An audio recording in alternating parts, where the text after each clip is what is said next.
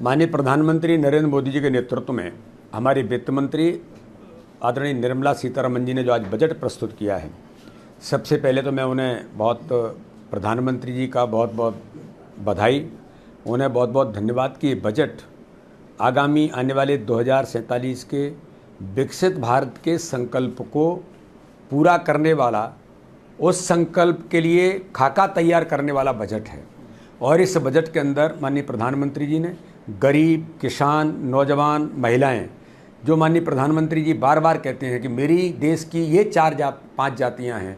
उन 4 जातियों को सशक्त कैसे बनाया जाए, माननीय प्रधानमंत्री मोदी जी ने इस बजट के अंदर ये प्रावधान किया है। इसलिए अगर मैं कहूँ कि देश के नौजवानों के लिए 2 लाख करोड़ का बजट का प्रावधान करना, जो नौजवानों को रोजगार और कौशल प्रशिक्षण के लिए 4 करोड़ 10 लाख नए रोजगार के सृजन जो नौजवानों को मिलेंगे 5 वर्षों के अंदर, ये विजन माननीय प्रधानमंत्री जी का है इस बजट के माध्यम से कि 2047 में नेतृत्व करने वाला जो वर्ग है, वो आज का युवा वर्ग है जो 17-18 साल का है, ये कल जाकर के देश का नेतृत्व करेगा। उससे सशक्त तैयार करना, स्किल डेवलपमेंट के लिए जो प्रावधान माननीय प्रधानमंत्री ने किया है, इसके बारे में आज इस बजट के माध्यम से माननीय प्रधानमंत्री नरेंद्र मोदी जी ने जो नौजवानों को अवसर दिए हैं कि 20 लाख युवाओं को अलग से स्किल डेवलपमेंट देना, और इसके माध्यम से जो हमारे नौजवानों को माननीय प्रधानमंत्री ने कहा कि पहली जॉब जब उसकी लगेगी और वो EPF के अकाउंट में जब वो रजिस्टर्ड होगा तो 15,000 रुपये 3 किस्तों में उसको प्रोत्साहन देंगे।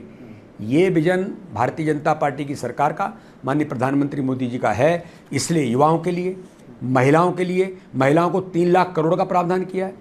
महिलाओं के लिए, बेटियों के लिए। आज किसानों के लिए आपने देखा कि 1.5 लाख करोड़ का प्रावधान किसानों के लिए किया है। माननीय प्रधानमंत्री मोदी जी ने पुनः गरीबों के लिए 3 करोड़ परिवारों को प्रधानमंत्री आवास उपलब्ध कराने का बजट ये साबित करता है। ये बजट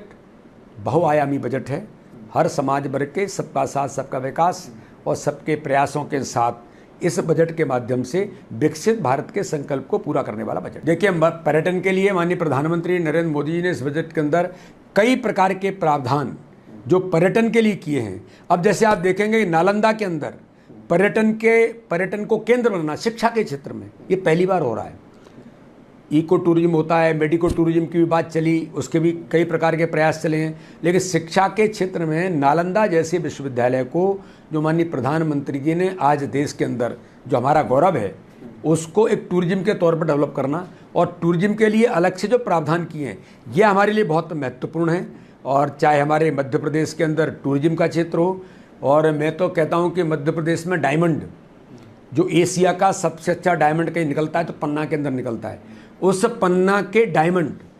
और डायमंड पर भी प्रधानमंत्री जी ने इस बजट के अंदर अलग से जो प्रावधान किए हैं, ये वास्तव में मध्य प्रदेश के लिए बहुत महत्वपूर्ण है। इस बजट के अंदर जो इंडस्ट्रियल हब अभी माननीय मुख्यमंत्री जी के नेतृत्व में जबलपुर के अंदर हमारे इन्वेस्टर समिट हुई, उसके अंतर्गत जो चीज़ें आई, तो 100 शहरों के अंदर